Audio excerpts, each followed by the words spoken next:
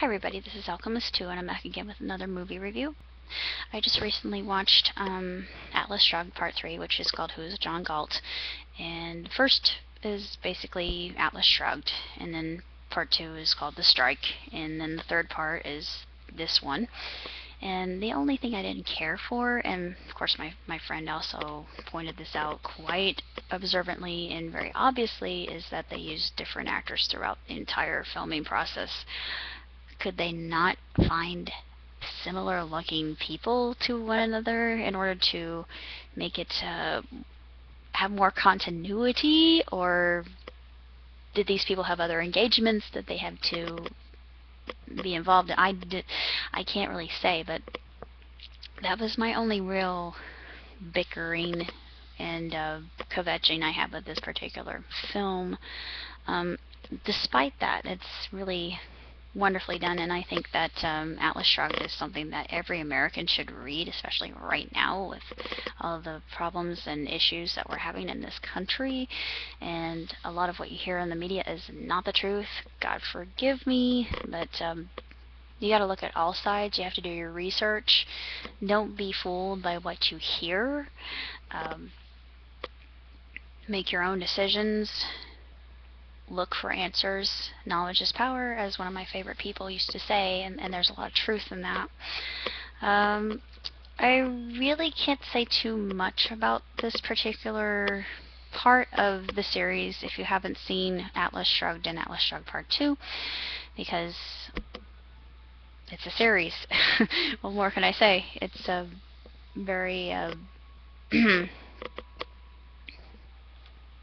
logical, and it follows a specific sequence of sorts that makes sense. It segues very nicely from one part to the next. At least I think it does.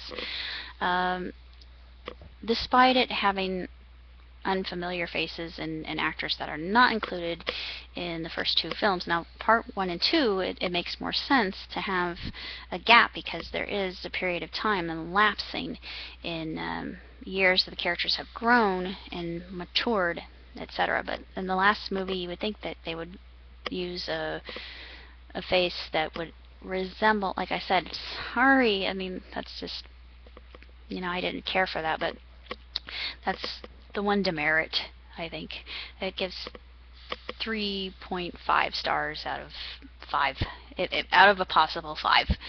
But the story is, they're living in a communist society, and she talks so much about socialism and just the fact that it doesn't work, and it's I think it's very fascinating, and just a good study in Unitarianism, and just how you can't just hand over something to somebody and say, here, have that. I mean, you're down on your luck. Here, have. I mean, I'm not a bad person, but here, have this.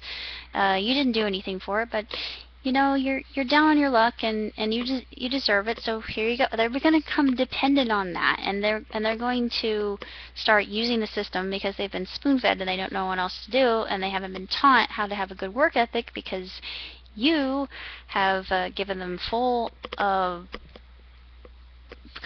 given them carte blanche to go ahead and try to use the system because they can. And it really should not be this way, and government is corrupt anyway. I mean, the problems, there's so many things that Ayn Rand actually nailed that it's very frightening, it's very disturbing, and I just really feel like the American people need to wake up. I'm sorry. We do. We need to be alert. We need to be awake. We need to see this for what it really is. And if I'm another John Galt, so be it. But I'm not one of those people. I'm not a radical. I'm not the type of person that I would say, well, you're not correct in your way of thinking, and this is what should be done. I don't know what the answer is. I honestly don't. I can't say there's one solution to this particular problem. I don't think voting is. Well, voting helps in a certain respect, but the system's already rigged, so it's not like you can really do that much. And It's just so many things are really stated forth in this movie that just make you cringe. But it's just one of those things that, you know, I feel as a person, and I want to help, but you can't. You can't just do something. It's just like, I have an idea. My idea is called Project Kingfisher, and it would be for people. It would be to stop hunger. Basically, teach people how to garden, but make them tend the garden themselves. They have to tend the garden. They have to do the labor to earn the produce from it. And of course, if they sell, if they also sell it, they can also earn profit. So you get a lesson in economics here. It's very interesting, and a lot of people don't know this, and there's so many people that are in my country who aren't aware of this, and it makes me very sad, and I don't understand. I mean, this is greatest. I should say the greatest country in the free world. I'm not going to say that. We're having our issues. We're having our troubles. I am not a blind patriot. I will not say that. But it's just, you know, I love America. Don't get me wrong. I am American. But it's just that we have, like Atlas Shrugged points out, this huge gaping flaw, and the whole idea is this is where we are, and we can fix it. However, there is no one right way, and her solution at the very end is very, very radical in and of itself. But I mean, even though everything basically shuts down, it's not the end. Even if society were, say, to shut down as a whole, I don't think it would be the end of everything. Everybody's like, oh no, it's Armageddon. People start flipping out and losing their minds and just going off half-cocked and falling out of their rocking chairs and just sprawling on the floor. No, no, no.